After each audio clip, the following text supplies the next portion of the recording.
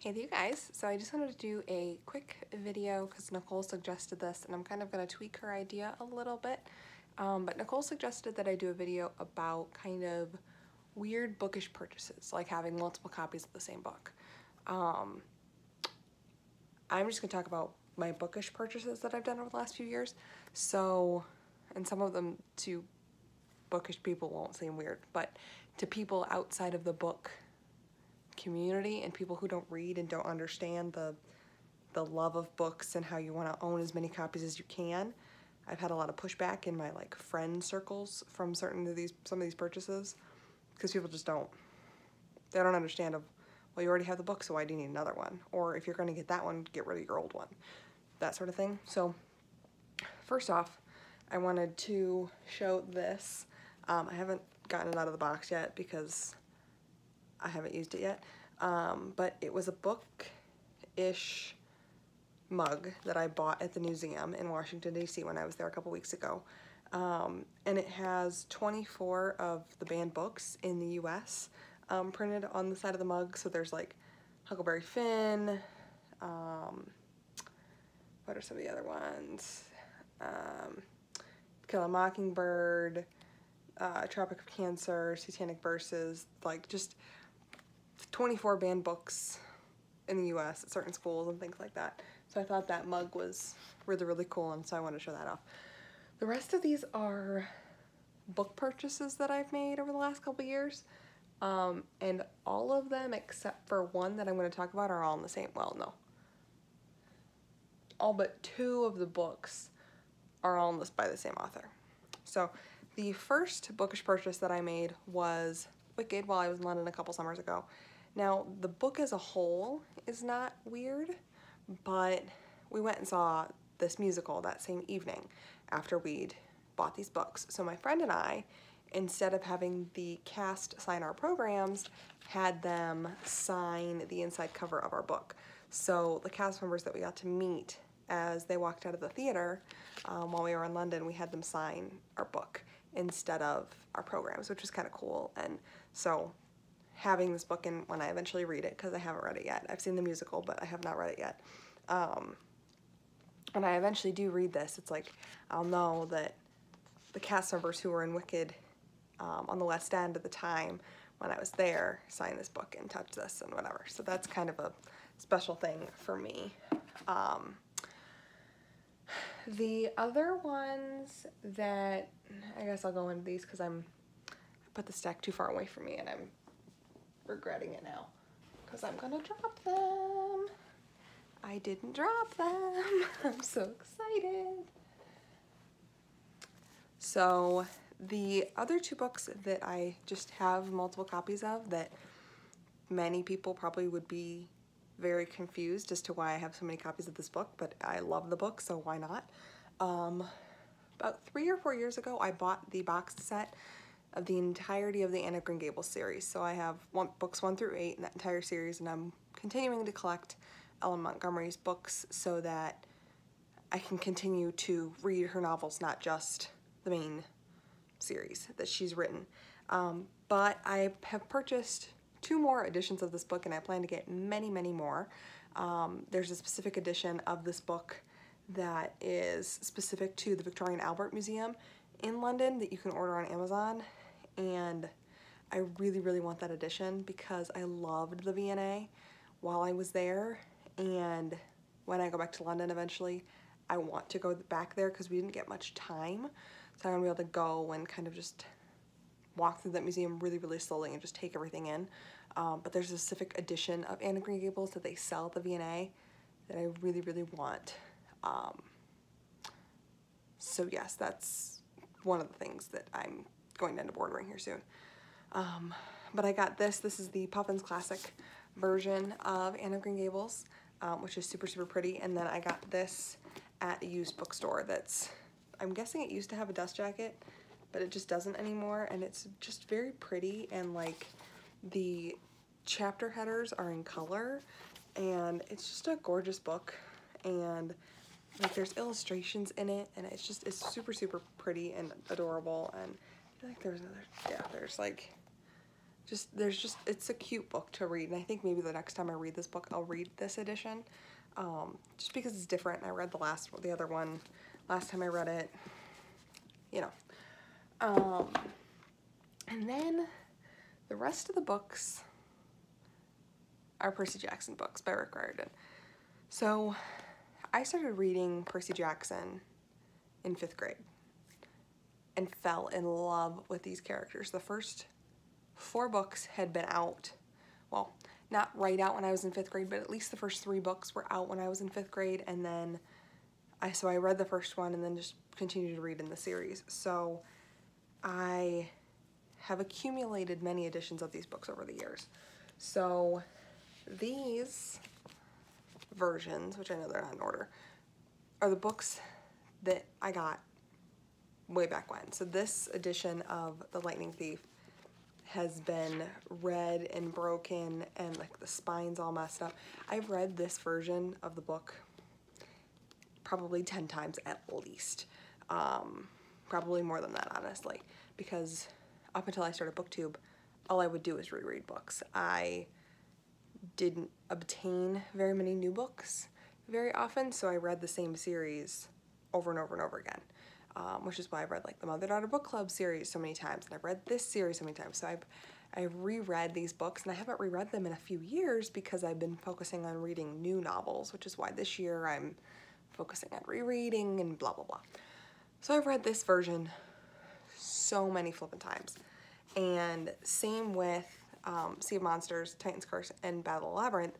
Sea of Monsters is definitely still pretty messed up, but by the time I got to the end of the series, I started tapering off and not rereading them as often, which is why Battle of the Labyrinth and especially Last Olympian, I've really probably only read Last Olympian maybe 3 times, which is part of the reread, but I pretty much read it once, and then whenever I'd reread the series, I'd get through like 3 or 4 and then would stop. So I would kind of just not reread Last Olympian very often. But so I've had these editions forever, but when I was in 6th grade, I'm pretty sure when this book came out, 6th or 7th grade, that's when The Last Olympian came out. So I got this book right away in hardcover. So I've had this copy of this book since it came out. And this is the copy that I reread and blah, blah, blah. But I've always had the paperback versions with one hardcover. Because I love this series so much, I wanted to make sure I got hardcover books of this series because it's my favorite series, one of my favorite series. It's not the favorite series, but it's one of my favorite series, and I want to make sure that I have them in like the nice, pretty editions all together. They all look the same because there's been a couple more iterations of the series, which I do want to get the cool box set with the picture on the side, but that's beside the point. I'll get that later. So the 10th anniversary of Percy Jackson, the publisher released a 10th anniversary edition, which obviously I went ahead and picked up, from Barnes & Noble, and I have not ever read this edition. This edition has gone unread.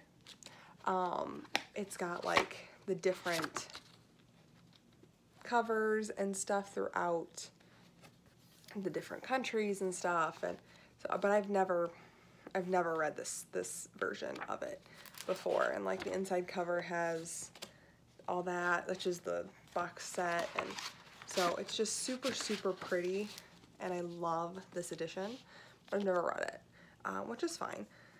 But so I had the hardcover of the first book, which is not matching, but I had the hardcover of the first edition, and I wanted hardcovers of the rest of the books, and if one day I can find the original of this, I'm definitely gonna pick it up, but I haven't found it yet, so I'm sticking with this one for now. But I was at a used bookstore and picked up the matching editions, found all 3 of these in, like, they're in pretty darn perfect condition, which was amazing, and I immediately purchased them.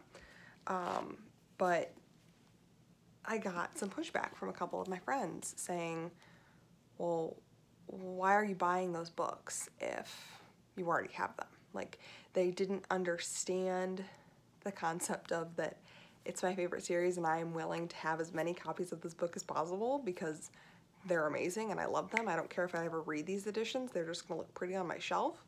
And then obviously you all know that I just got this edition for Christmas, and holy crap, this is beautiful, and I've already read it. You'll see that in my wrap-up. Beautiful. That's all I can say. Beautiful. But then, in addition to having all of these, which is kind of another bookish purchase that people didn't really understand when I was buying them, was while I was in Italy this last summer, I picked up, obviously, Percy Jackson and the Lightning Thief, but in Italian, which I will never read because I don't know Italian at all. But I picked up this book, and I also picked up the Magnus Chase kind of guidebook, but in Italian, while I was in an Italian bookstore in Florence.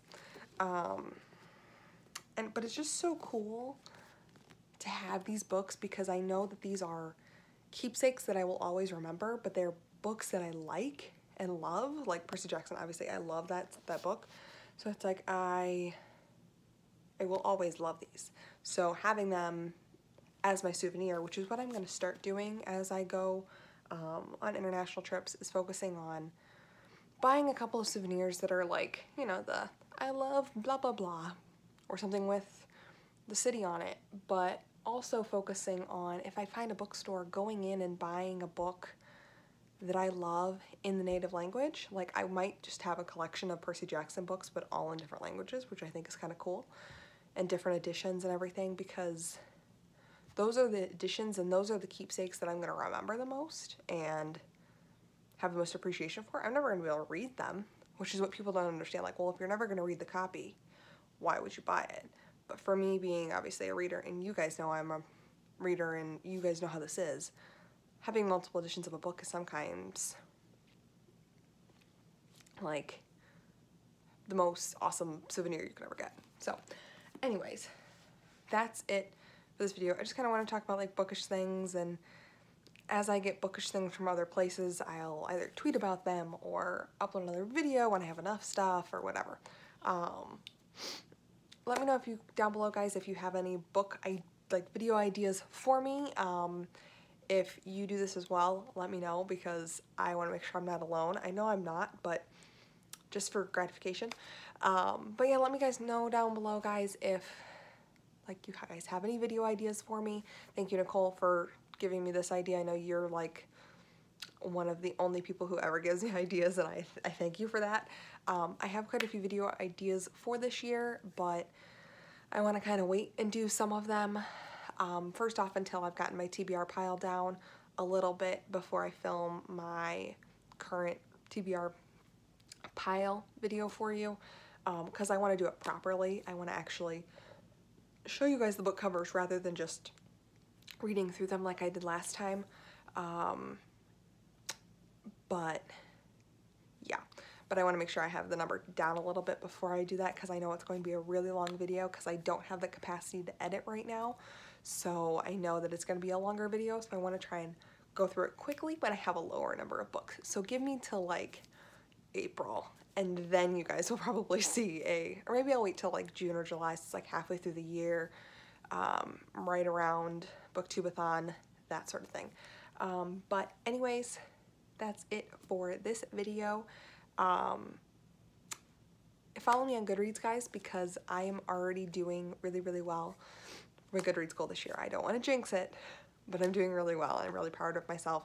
So if you want to see my currently reading and all of my current stats, follow me on Goodreads, as well as follow me on Twitter, because that's kind of where I'm trying to pick up my activity so that you guys can actually see what I'm doing and what's going on and that sort of stuff.